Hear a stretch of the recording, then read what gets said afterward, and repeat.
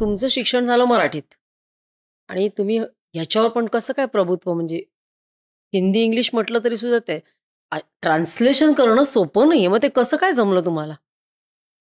हे सोपं असतं, काय फारसं कठीण नसतं. असं तुम्हाला वाटतं? म्हणजे आम्ही इंग्लिशमध्ये एका नाटकात बॉटम्स अपमध्ये आम्ही 10 का 12 कव्वाल्या केल्या. इंग्लिशमध्ये कव्वाल्या. इंग्लिशमध्ये? म्हणजे त्या इंग्लिशच्या फेमस हिंदी कव्वाल्या आहेत सिनेमातल्या.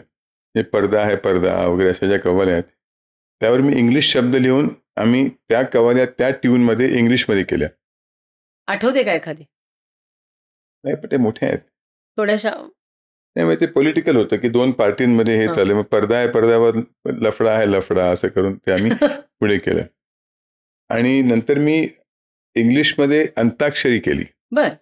म्हणजे हिंदी सिनेमातली गाणी आम्ही तेव्हाचे सगळे मोठे पॉलिटिकल लीडर्स मी चेंज करत राहिलो. मी शेवटच्या बॉटम्स अपमध्ये मोदी वगैरे होते. मोदी, ममता बॅनर्जी, जयललिता, राहुल गांधी, सोनिया गांधी, केजरीवाल त्यांचे आम्ही मुखवटे करायचो. रामदास पाध्ये करून द्यायचं आम्हाला. अच्छा. म्हणजे एक्झॅक्ट तसेच दिसणारे.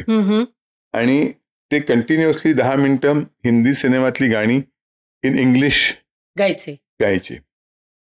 आणि ते प्रचंड म्हणजे त्याचा फायनल शेवटचा आमचा ऍक्ट तो असायचा. आणि ती गाणी आम्ही बदलत राहायचो. की समजा होत्या ममता बॅनर्जीने काहीतरी वेगळं केलं की मग ती गाणी मी चेंज करायचो. पण मग तुम्हाला कधी प्रॉब्लेम नाही आला असं पॉलिटिकल सटायर नव्हतं ते सटायर. आणि पण आम्ही साईड्स घेत नव्हतो. म्हणजे we are not supporting Modi किंवा पण just for fun. We are making fun of everybody. Nobody minds if you make. कधी नाही प्रॉब्लेम. त्यामुळे आम्ही इतके वर्ष ते चाललो. आणि कुठली तुम्ही केली ती इंग्लिश नाटकं म्हणजे? नाही, मग हीच चालली सगळी. त्यात खूप केली. म्हणजे बॉटम्स अप केली. एक दॅट्स माय गर्ल म्हणून नाटक केलं. नंतर सध्या जे 12 वर्ष चाललं होतं नाटक ते ब्लेम इट ऑन यशराज म्हणून नाटक केलं मी. अजूनही चालू आहे मला. अजून चालू होतं ते. परत लॉकडाऊनमध्ये थांबलं ते. दॅट वॉज अबाउट की हे आपली लग्न कशी अगदी सिम्पल असायची पूर्वी. मराठी लग्न म्हणजे एक दिवसात सकाळी मुहूर्त आणि संध्याकाळी रिसेप्शन.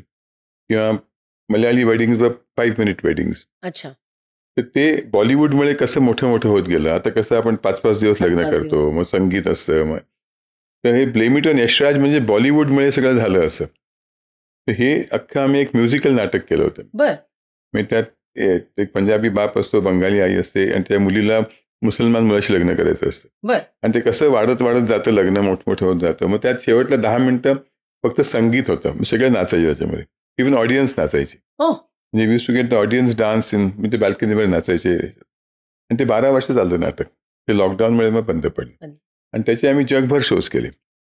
म्हणजे साऊथ आफ्रिकेमध्ये जोबर्गमध्ये एक मोठं थिएटर आहे, मॉन्टी कसिनो म्हणून. तिकडे फक्त ब्रॉडवेची नाटकं येतात. म्हणजे मामा मिया किंवा साऊंड ऑफ म्युझिक तिकडची फॉरेन नाटकं येतात. आमचं पहिलं आम्ही इंडियन नाटक ते तिकडे घेऊन गेलो. आणि तिकडे आम्ही आधी जाऊन मी आणखी माझा कोरिओग्राफर आम्ही जाऊन तिकडे आम्ही जवळ 50 साऊथ आफ्रिकन मुलामुलींना ऑडिशन केलं. ब्लॅक आणि व्हाईट. त्यातले आम्ही 20 का 22 लोकांना सिलेक्ट केलं. त्यांच्या मापाचे इंडियन कपडे शिवले. आणि आम्ही जोबर्गला जाऊन आम्ही 10 शोज कंटिन्यू. म्हणजे सोमवार, मंगळवार, बुधवार, गुरुवार, शुक्रवार, 2 शनिवार आणि 3 रविवार असे आम्ही शोज केले. म्हणजे त्याच्यामध्ये इंडियन ॲक्टर्स आणि साऊथ आफ्रिकन डान्सर्स. आणि त्याची कपॅसिटी 2000ची कपॅसिटी आहे त्या थिएटरची. We had full houses for 10 shows. आणि आम्ही मग शेवटी त्या मुलीच्या आईला सांगायचो की जाऊन तू म्हण की we all having a good time, माझ्या मुलीचं लग्न आहे, why don't you join us in dancing. तर तो ऑडियन्स 2000चा आमच्यावर नाचायचा. शेवटी नाटक आमचं संपलं की ते आपल्या सीटच्या बाहेर येऊन काही लोक स्टेजवर यायचे, काही लोक बॅल्कनीमध्ये नाचायचे.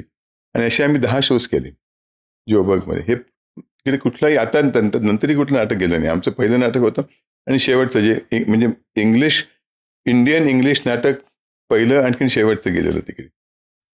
एक मोठा विक्रमच आहे नाही का? आम्ही जगभर शोज केलेत. आम्ही दुबईला केले आहेत, अबुधाबी, सिंगापूरला किती वेळा केलंय, हाँगकाँगला केलंय, अमेरिकेत केलेत आम्ही शोज. म्हणजे we gone all over the world. ही क्लिप शेवटपर्यंत बघितल्याबद्दल खूप खूप धन्यवाद. संपूर्ण एपिसोड बघण्यासाठी खाली दिलेल्या लिंकवर क्लिक करा आणि सर्व काही चॅनलला सबस्क्राईब करायला विसरू नका.